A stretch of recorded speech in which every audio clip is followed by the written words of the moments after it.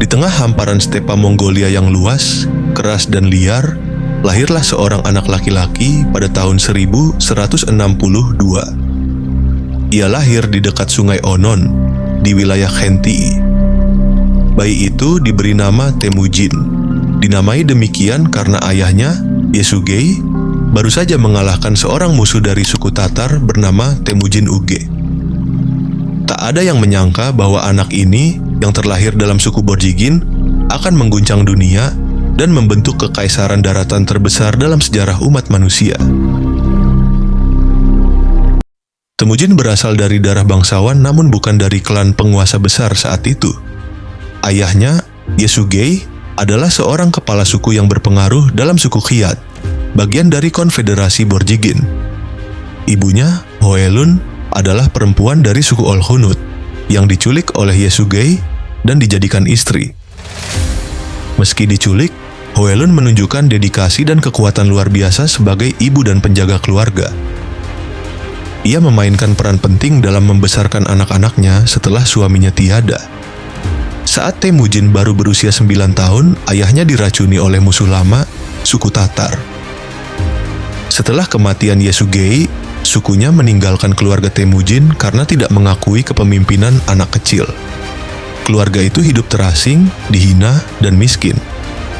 Mereka bertahan hidup dengan berburu tikus, ikan sungai, dan mengumpulkan akar-akaran. Di usia muda, Temujin sudah harus berburu dan bertarung demi makanan. Di tengah kelaparan, ia pernah membunuh saudara tirinya, Bekter, karena dianggap membahayakan kepemimpinan dan keselamatan keluarga. Pembunuhan ini menjadi titik awal munculnya karakter keras dan taktis dalam diri Temujin. Temujin tumbuh sebagai remaja yang cerdas, berani, namun penuh kehati-hatian. Ia tidak hanya kuat secara fisik, tapi juga cepat dalam membaca situasi sosial dan politik. Di usia 16 tahun, ia menikahi Berthe, seorang gadis dari suku Hongirat. Pernikahan ini adalah langkah diplomatik yang penting karena suku Hongirat merupakan salah satu suku besar yang memiliki banyak koneksi. Namun tak lama setelah pernikahan, Berthe diculik oleh suku Merkit sebagai balas dendam terhadap penculikan Hoelun oleh Yesugei di masa lalu. Temujin lalu meminta bantuan kepada dua sekutu lamanya, sahabat masa kecilnya Jamukha dan kepala suku Kereit, Togrul Khan. Bersama-sama mereka menyerbu Merkit dan berhasil menyelamatkan Berthe. Kemenangan itu bukan hanya soal cinta yang diselamatkan, tapi juga reputasi yang terbangun. Temujin mulai menarik banyak pengikut. Ia memberi tempat bagi orang-orang biasa untuk naik pangkat jika mereka loyal dan cakap. Sebuah prinsip revolusioner di tengah masyarakat Mongolia yang hierarkis dan tribal. Namun, hal ini menimbulkan kecemburuan. Jamukha, sahabat sekaligus saingan politiknya, merasa terancam. Pada tahun 1187, mereka terlibat perang saudara. Temujin dikalahkan dan 70 pengikutnya disiksa secara brutal oleh Jamukha. Tapi Temujin belajar dari kekalahan itu.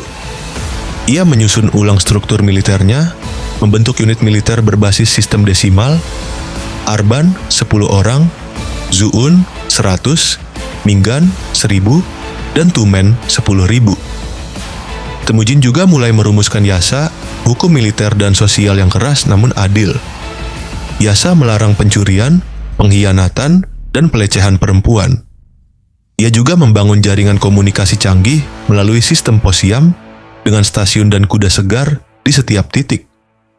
Pada tahun 1206, dalam sidang agung Kurultai di tepi sungai Onon, Temujin secara resmi diangkat sebagai Chinggis Khan atau Genghis Khan, yang berarti penguasa universal atau kaisar langit abadi.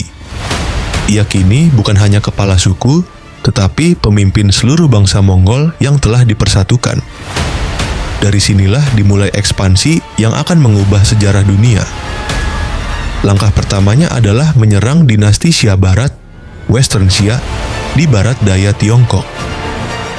Ia menaklukkan ibu kotanya, Yinchuan, dan memaksa kerajaan itu menyerah. Kemudian pada tahun 1211, Genghis Khan memimpin lebih dari 100.000 pasukan menyerang dinasti Jin di Tiongkok Utara. Ia memanfaatkan taktik militer yang belum pernah terlihat sebelumnya, serangan kilat, pengepungan dengan katapult, dan spionase. Dalam 5 tahun, kota demi kota jatuh. Pada tahun 1215, pasukannya merebut kota Zhongdu, yang sekarang dikenal sebagai Beijing. Selanjutnya, ia mengarahkan perhatiannya ke barat. Pada 1218, ia mengirim utusan dan kafilah dagang ke Kekaisaran Khwarezmia yang saat itu mencakup Iran, Turkmenistan, dan Uzbekistan. Namun Gubernur Otrar menangkap dan membunuh utusan tersebut, dan Sultan Ala-ad-Din Muhammad II malah menghina Mongol lebih jauh. Genghis Khan memutuskan membalasnya dengan perang total.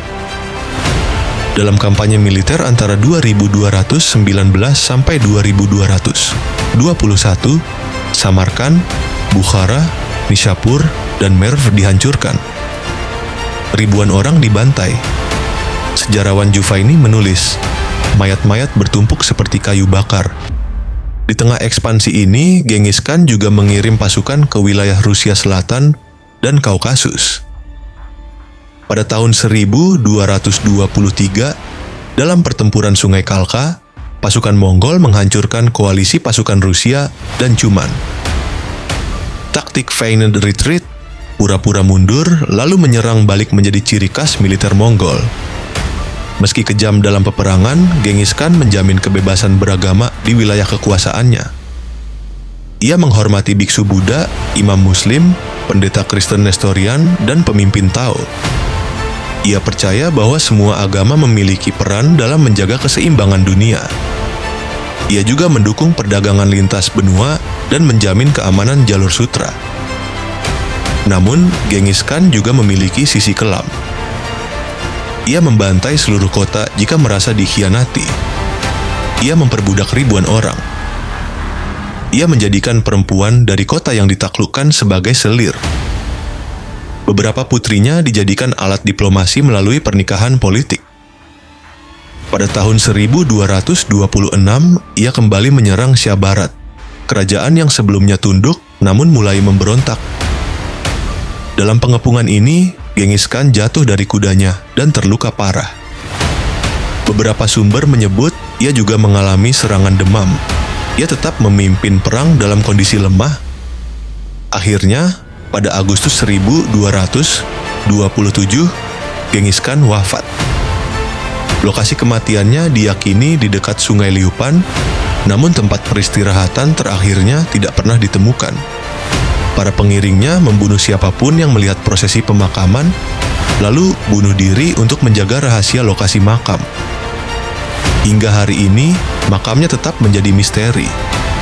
Setelah wafatnya, kekaisaran dibagi kepada keempat anaknya, Jochi, Chagatai, Ogedei, dan Tolui. Ogedei dipilih sebagai Khan Agung berikutnya. Kekaisaran Mongol terus berkembang, bahkan setelah kematian Genghis Khan, mencapai Eropa Timur, Timur Tengah, dan seluruh Tiongkok di bawah dinasti Yuan. Warisan Genghis Khan sangat kompleks. Ia membentuk jaringan perdagangan global, mempercepat pertukaran budaya dan teknologi, namun juga meninggalkan jejak kehancuran dan genosida. Nama Genghis Khan dikenang dalam ketakutan, kekaguman, dan kontroversi. Ia adalah simbol dari kekuasaan mutlak, kedisiplinan militer, dan ambisi yang tak tertandingi. Dunia berubah karena Genghis Khan. Dalam satu generasi, dari seorang anak terbuang di padang rumput, ia menjadi penguasa langit abadi, pendiri kekaisaran terbesar dalam sejarah manusia,